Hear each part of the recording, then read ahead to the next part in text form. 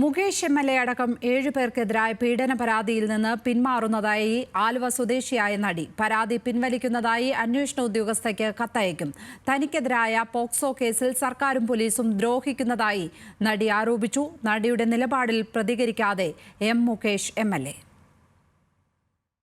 ഞാനും ഒരു സ്ത്രീയാണ്. എനിക്കും ഉണ്ട് 2 പെൺകുട്ടികൾ. എനിക്കും പച്ച ഹൃദയമാണ്. എന്റെ ഹൃദയത്തിൽ കുത്തിയാലും ചുമന്ന രക്തമാണ് വരുന്നത്. മനസ്സിലായോ? ഒരു സത്യം തുറന്നു പറഞ്ഞു എന്നതിന്റെ പേരിൽ ഇതുപോലെ കള്ളക്കേസ് ആരാണ് ആ കുട്ടിയെ കൊണ്ട് കാശ് കൊടുത്ത് പറയിപ്പിച്ചത്? അതെന്താണ് ഗവൺമെന്റ് കണ്ടുപിടിക്കാത്തത്? ഞാൻ ഗവൺമെന്റിന് വേണ്ടി സത്യസന്ധമായിട്ട് ധൈര്യത്തോടെ മുന്നോട്ട് വന്ന ആളാണ്. എന്നിട്ട് എനിക്കെതിരെ ഒരു കള്ളക്കേസ് ഉണ്ടായപ്പോൾ എന്തുകൊണ്ട് ഈ ഗവൺമെന്റ് എന്നെ പ്രൊട്ടക്ട് ചെയ്യുന്നില്ല? മുകേഷ് എം.എൽ.എ അടക്കം 7 പേർക്കെതിരെ ലൈംഗിക പീഡന പരാതി നൽകിയതോടെ തനിക്ക് ജീവിക്കാൻ കഴിയുന്നില്ല എന്നാണ് നടി പറയുന്നത്.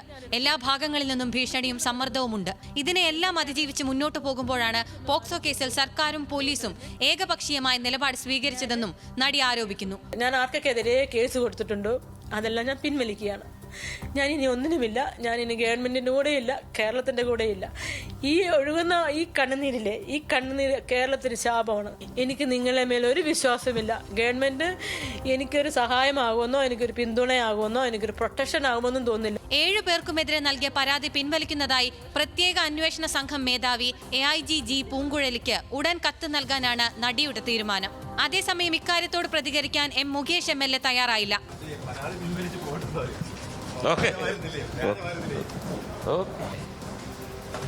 ഹേമ കമ്മിറ്റി റിപ്പോർട്ട് പുറത്തു വന്നതിന് പിന്നാലെ ധൈര്യമായി പരാതി നൽകാൻ മുന്നോട്ട് വന്ന നടിയുടെ മനം മടുത്തുള്ള ഈ തീരുമാനം സർക്കാരിന്റെയും പോലീസിന്റെയും നിലപാടുകൾക്കെതിരായ പ്രതിഷേധമായിട്ടാകും വിലയിരുത്തപ്പെടുക. ന്യൂസ് മലയാളം, കൊച്ചി.